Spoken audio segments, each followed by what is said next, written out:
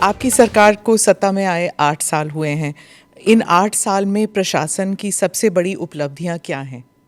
मेरा ये मानना है कि किसी भी सरकार के लिए, लोकतंत्र में किसी भी सरकार के लिए सबसे बड़ी उपलब्धि जनता जनार्दन की संतुष्टि होनी चाहिए। और मैं इस बात को कह सकता हूं कि पिछले 8 वर्ष में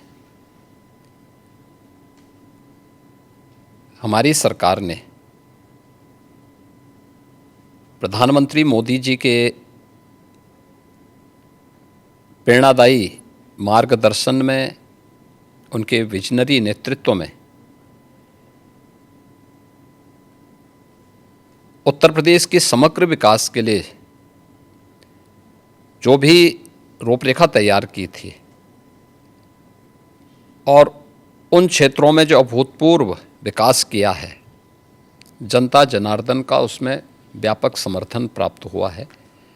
और जनता जनार्दन की सफलता के समर्थन को मैं सरकार की उपलब्धि मानता हूँ। किसी भी क्षेत्र में आप देखेंगे, वह एग्रीकल्चर का हो, युवाओं से संबंधित हो,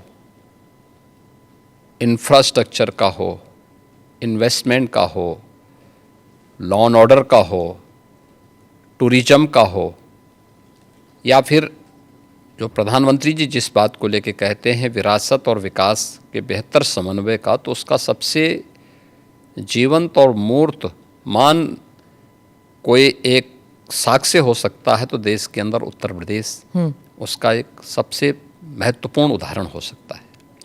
मुख्यमंत्री जी, उत्तर प्रदेश में लगातार 2 टर्म से आप चीफ मिनिस्टर रहे हैं और ये अपने आप में एक उपलब्धि है, उत्तर प्रदेश में कभी हुआ नहीं। और आप लॉन्गेस्ट सर्विंग चीफ मिनिस्टर भी हैं। तो उत्तर प्रदेश की जनता ने आपको दूसरी बार क्यों इलेक्ट किया था? क्या इसलिए कि आपकी छवि एक हिंदुत्ववादी नेता की है, या फिर फर्स्ट टर्म में आपने माफिया राज पर जो धावा बोला था इसकी वजह से? किस लिए आपको दूसरी टर्म में? और क्या, एक और सवाल इसमें, क्या आप हैट्रिक के लिए ट्राई कर रहे हैं आप? देखिए, मैं रहा नहीं हूं, मैं वर्तमान में भी चीफ मिनिस्टर हूं। और पिछले 8 वर्ष के अंदर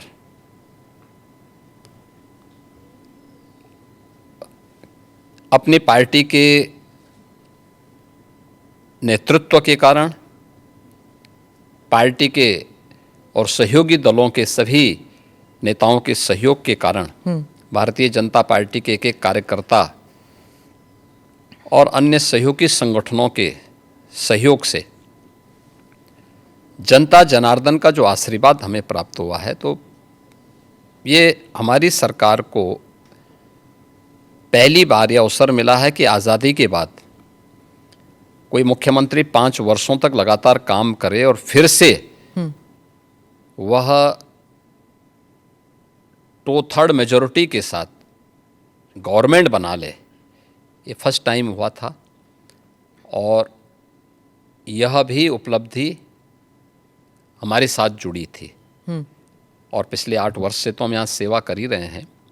तो सेवा, सुरक्षा और सुशासन का जो मॉडल हमारी पार्टी का था, उसको प्रभावी ढंग से उत्तर प्रदेश में लागू करने के कारण आज जनता जनार्दन का व्यापक आशीर्वाद भारतीय जनता पार्टी के साथ में है, हमारे साथ में है। और लोकतंत्र में जनता जनार्दन का आशीर्वाद जिसके साथ में होगा वह सरकार में आएगा। तो ये SSS तो ट्रिपल टाइम सरकार, तो SSS तो उसी का उदाहरण है। तो फिर तीसरी बार के लिए भी आप कोशिश करेंगे? मैं कोशिश नहीं करूंगा, हमारी पार्टी कोशिश करेगी। पर चीफ मिनिस्टर तो आप ही बनेंगे ना? नहीं, मैं क्यों बन सकता हूँ? भारतीय जनता पार्टी का कोई भी कार्यकर्ता बन सकता है। अच्छा, क्योंकि ऐसी अटकलें लगाई जा रही थी, क्योंकि आपने कहा था कि जब आप पहले टर्म में आपको कुछ अफसर ने कहा था कि आप अयोध्या मत जाइए, विवाद हो सकता है, और आपने कहा कि अगर सत्ता चली भी जाए तो कोई बात नहीं। अब आपने ये 2-3 बारी कहा कि सत्ता चली जाएगी, त्याग देंगे।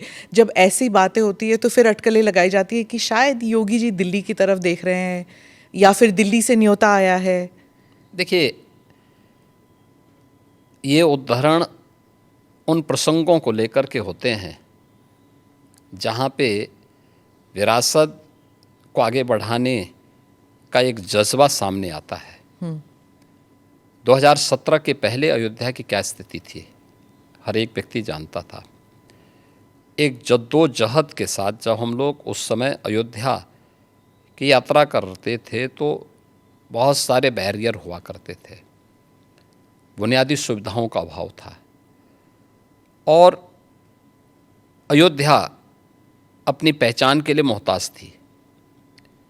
2017 में भारतीय जनता पार्टी की डबल इंजन की सरकार उत्तर प्रदेश में बनी और उत्तर प्रदेश में सरकार बनने के बाद उन चुनौतियों से भी हमें का भी सामना करना था जो आज़ादी के बाद से लगातार जिन भावनाओं को दबाया गया था वहाँ पे। साथ साथ अयोध्या का समग्र विकास भी करना था, लेकिन अयोध्या को उसकी पहचान भी देनी थी। और उसी में एक बड़ा तबका ऐसा था जो ये मानता था कि हमें इस प्रकार के मुद्दों को नहीं टच करना चाहिए क्योंकि ये विवाद हो सकता है। देखिए, आप सत्ता में रहेंगे तो आपके लिए अनुकूल वातावरण भी होगा, प्रतिकूल भी होगा। अनुकूल और प्रतिकूल के बीच में समन्वय बना करके जब हम आगे बढ़ते हैं तो ही कुछ परिणाम दे पाएंगे। और अयोध्या के साथ भी यही हुआ। हमने कहा भी ठीक है, विरोध होता है तो होने दीजिए, देखेंगे। अयोध्या जाएंगे, कोई एक कार्यक्रम का शुभारंभ करेंगे जो अयोध्या की पहचान बन सके। दीपावली तो अयोध्या से जुड़ी हुई थी, दीपोत्सव, और दीपावली के आयोजन को एकदम विस्मृत सा कर दिया गया था अयोध्या में ही। तो हमने दीपोत्सव के आयोजन के साथ फिर उसकी पहचान को वहाँ दिलाई। तो हम लोगों ने वहाँ पे मर्यादा पुरुषोत्तम भगवान श्री राम के प्रति और सरयू मैया के प्रति दीपोत्सव के माध्यम से जो कृतज्ञता ज्ञापित की थी, उसका परिणाम आज नई अयोध्या के रूप में सबके सामने है, जिसको देख करके हर व्यक्ति अभिभूत होता है। तो प्रधानमंत्री जी का जो विजन विरासत के प्रति है, उसका मूर्तमान स्वरूप आज अयोध्या में भी देखने को मिलता है। आज आप देख रहे होंगे, जिस अयोध्या में साल भर में कुछ लाख लोग आते थे, आज करोड़ों लोग वहाँ पहुँच रहे हैं। व्यवसाय वहाँ फल फूल रहा है, लोगों को अनेक अवसर प्राप्त हो रहे हैं। तो हम लोग अपनी सत्ता की चिंता करें और अपनी विरासत को विस्मृत कर लें, तो मुझे लगता है कि ये हम न्याय नहीं कर पा रहे हैं, अपने साथ भी, अपने समाज के साथ भी और अपने देश के साथ भी।